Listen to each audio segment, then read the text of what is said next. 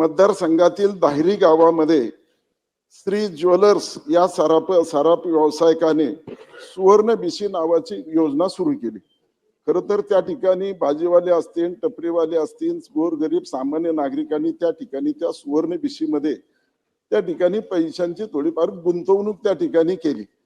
खरं तर त्या ठिकाणी त्यांनी तक्रार 1 तारखेला दाखल केली, परंतु 1 तारखेला तक्रार दाखल केल्याच्या नंतर खरं तर त्याचा तपास जलद गतीने होणं अत्यावश्यक होतं.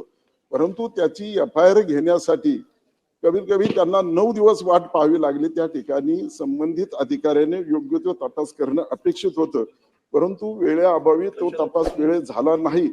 त्यामुळे खरं तर तो सराफ असेल, तो व्यावसायिक असेल, तो बिशी त्या ठिकाणी ज्यांनी सुरू केलेला व्यवसाय तो त्या ठिकाणी त्यांनी पलायन केलेलं आहे.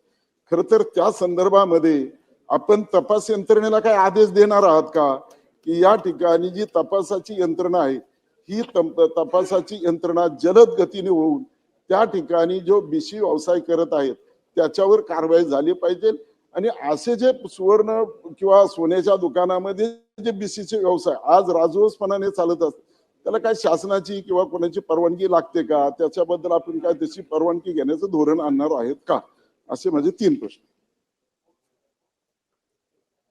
अध्यक्ष महोदय, सन्माननीय सदस्यांनी जो मूळ प्रश्न जो उपस्थित केलेला आहे तो म्हणजे सिस्का LED कंपनीच्या संचालकांनी पैसे दुप्पट देऊन असं आमिष दाखवून फसवणुकीचा प्रयत्न केला असं त्यांचा प्रश्न आहे. अध्यक्ष महोदय, सन्माननीय सदस्यांनी जे प्रश्न उपस्थित केले त्याच्यामध्ये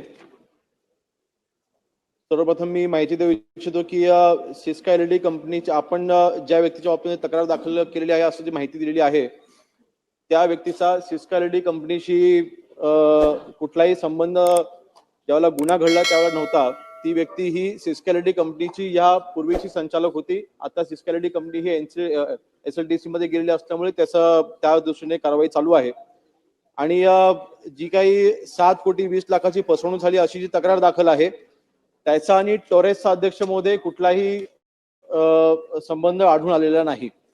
टोरेसचं जे प्रकरण आहे त्या प्रकरणामध्ये MPID ऍक्ट नुसार आपण त्याच्यावरती आपण कारवाई करतोय आणि MPID ऍक्ट नुसार जे काही डायरेक्टर्स आहेत त्यांच्यावरती आपण गुन्हे दाखल केलेले आहेत. आणि मला वाटतं टोरेसच्या बाबतीमध्ये अध्यक्ष महोदय मागीलच अधिवेशनामध्ये विधिमंडळामध्ये हा प्रश्न उपस्थित झाला होता, लक्षवेधी मांडली गेली होती, संपूर्ण माहिती आपण त्याच्यावर दिलेली आहे. तर सुद्धा मागील 3 महिन्यामध्ये जी काही आपण प्रोग्रेस त्याच्यामध्ये प्राप्त केली त्याच्यामध्ये जे काही त्याची टोरेसच्या कंपनीची मालमत्ता जप्त करणं MPID ऍक्ट नुसार ती कारवाई चालू आहे. पुढच्या 8 महिन्यामध्ये ही कारवाई पूर्ण करा असे आपण निर्देश दिलेले आहेत. परंतु अध्यक्ष महोदय, टोरेसच्या प्रकरणाची व्याप्ती ही मोठी असल्यामुळे अर्थात त्याला कालावधी आपण निश्चित सांगता येणार नाही, परंतु MPID ऍक्ट नुसार त्याच्यावरती कारवाई करणं चालू आहे. तिसरा प्रश्न जो सन्माननीय सदस्यांनी आता इथे माहिती देऊन उपस्थित केलाय त्यामध्ये प्रश्न त्याचा प्रादुर्भाव नाही, परंतु आपल्याकडनं सगळी माहिती आपण मला माझ्या दालनामध्ये आपण द्यावी. त्याच्यावरती अर्थातच पोलीस विभागाकडनं योग्य ती कारवाई करण्यात येईल.